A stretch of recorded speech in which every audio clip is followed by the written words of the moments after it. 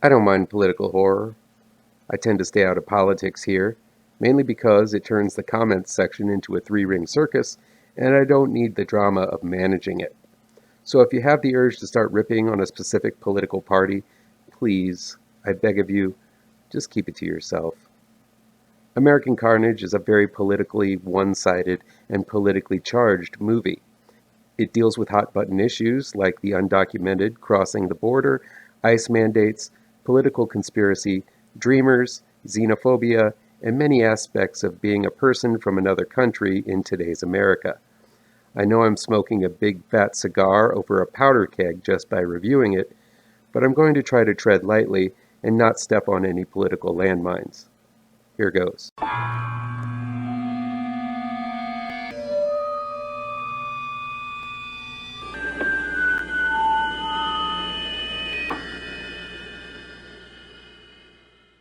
Welcome back to ML Miller Frights. I'm ML Miller. Before we begin, please do me a favor and punch that like button down below. Share this video with all of your social media addicted pals. Click subscribe to this channel and ring that bell for notifications. American Carnage is new in select theaters, on demand and digital download from Saban Films. It's directed by Diego Hallivis and written by Diego Hallivis and Julio Hallivis. American Carnage opens with its politics right there on its sleeve, with a series of news clips showing multiple reports, mostly from Fox News, of newscasters, politicians, and the last president talking about illegal immigrants, xenophobia, American pride, and other talking points that incite nothing but division. I'll give it to the filmmakers. They also use some clips from the current president and his vice president that don't speak well about the same people either. Still, this film definitely leads with its left 99% of the time, if you know what I mean. I sort of respect this film to lead out this way. It's kind of a warning, right off the bat, that you're going to get one specific take on these topics.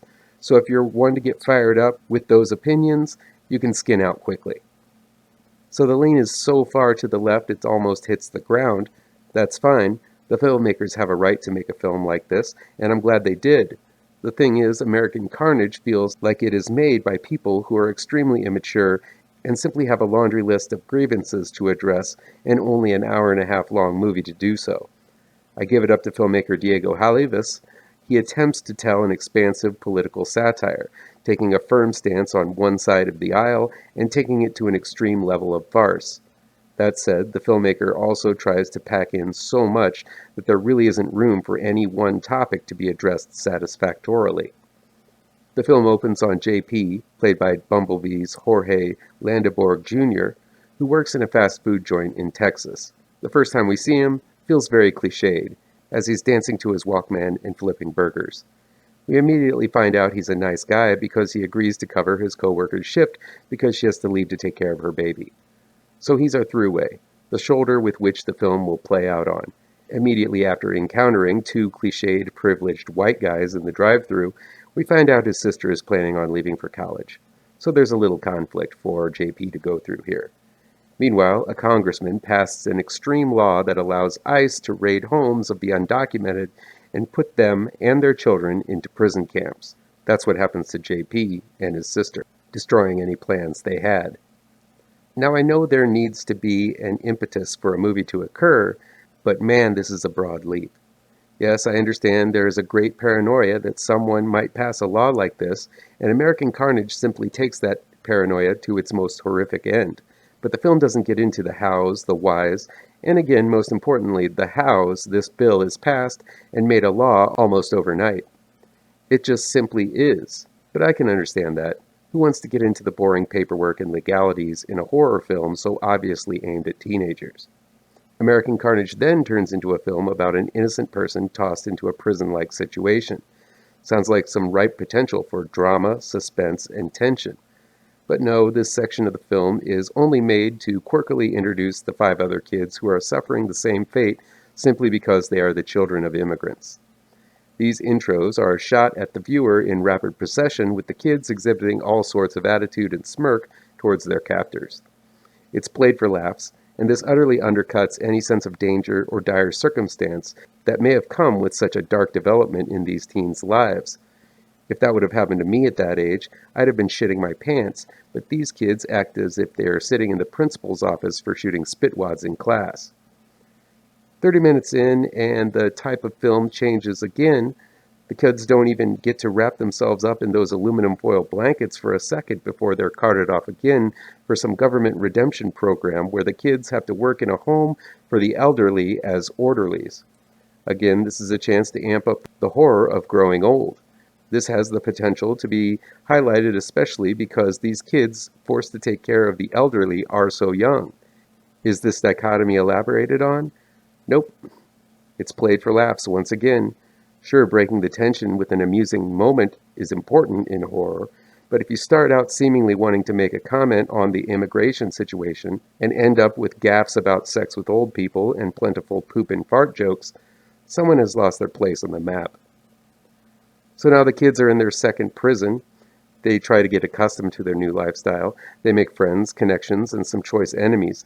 It becomes, once again, your typical prison-like drama with a bunch of teenagers still trying to find fun in a dire situation. But when someone gets the key to their ankle bracelets, do they beat feet and head for freedom? Nope. They have a pool party instead. In the middle of the film, there's an extended scene where JP and another prisoner, Mika, played by Bella Ortiz, make out and hook up in a hot tub. It's a scene that seems ripped from your average middle-tier Netflix teen series, and it's utterly painful to watch because its priorities are so out of whack. Instead of leaving and trying to reconnect and check up on their loved ones, they'd rather party it up. I understand getting laid is a priority, but in this case, I think a rain check is necessary to be booked for after freedom is achieved. So there hadn't been a twist in a good 15 minutes, so of course, there's some body horror going on at the old folks' home. Something is definitely off with the Greys, and the kids find out when one of them begins having a violent seizure and turns into some kind of crazy backwards man. It's played by go-to contortionist Troy James, who played Pretzel Jack in Channel Zero and done the same contortion routine in about 1,000,001 other horror films since. But soon after the horror occurs, the film once again pans back into a much bigger conspiracy where the government is making use of the dreamers and the old folks for a specific need that I won't reveal. Again, the horror is played for laughs, even though what the government is doing is no laughing matter. But instead of focusing on how terrifying these developments are, the film devolves into a prison riot and escape, because there's got to be a revolution in there somewhere, right? Now, I don't mind a film about distrust in government, the abuse of power, the paranoia that Big Brother is going to let the other boot drop, and a good old-fashioned prison riot. There have been plenty of amazing films depicting all of this. The problem is that this film flits from one subject or genre to another without really dealing with any of it effectively or with any depth. I think this would have been an interesting and harrowing tale about prison, some kind of horrifying Kafkaesque or Orwellian story about the loss of rights and the basic needs of a human being. Instead, we get cartoony characters going through an obstacle course of challenges, and the only time the film takes a second for a breather to expand on a scene is to make out with some nubile hottie in her underwear in a hot tub. And yes, by all means, make that film. Just don't try to dress up a teen comedy as a political message. The cast is just okay. Jorge Lindeberg Jr. is likable, though he's got a very rough script to work with. Bella Ortiz is also given a little depth and handles it well. The thing is, Jenna Ortega is the new It Girl who has appeared in Scream, X, and the upcoming Wednesday series by Burton and Netflix. She's probably the weakest link of the bunch, though. She simply plays the gal with the sarcastic thing to say to everything. It's almost as tired and cliched as the black guy used for comic relief, but that role is fully present and accounted for by Alan Maldonado. Maldonado might be decent at dropping the one-liners, but goes to the, "Is it because I'm black?" well, way too many times. I have to mention one thing before I sign off on this misguided monster of a movie. I don't want to reveal too much, but I just can't let this film go without mentioning it. In the final act, JP finds himself in the hands of the big bad and hooked onto some drugs that make him age rapidly. But instead of aging normally, only half JP's face ages. I don't know if the filmmaker is trying to get symbolic or show that JP is getting old while still young inside, but it doesn't seem like this film is deep enough to even do that. For some weird reason, this drug makes you age only one half at a time. And I found this to be the most ridiculous and laughably bad aspect the film had to offer. It's just it's just so dumbfoundedly dumb. I can't take it. Seeing half of JP's face all wrinkled like a prune and the other half normal is just it's just wow. The final act of American Carnage had me rolling with laughter.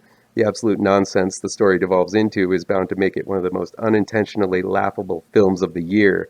The end comes off as undeniably depressing, with no solution presented, yet everyone is laughing and walking off into the sunset as if everyone found keys to a brand new car under their chair.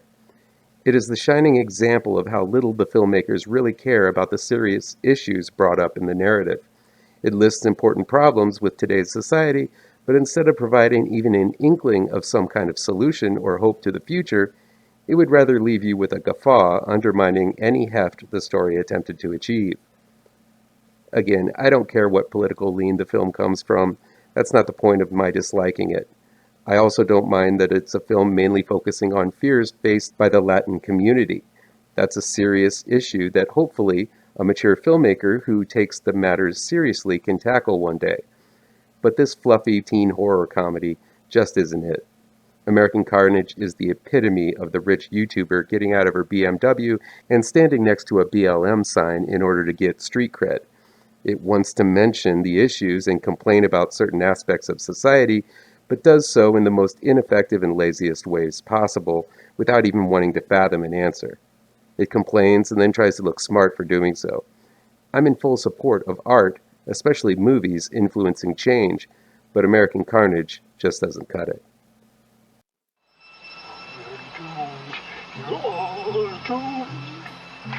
You're doomed to live the life you're meant to be, stuck inside your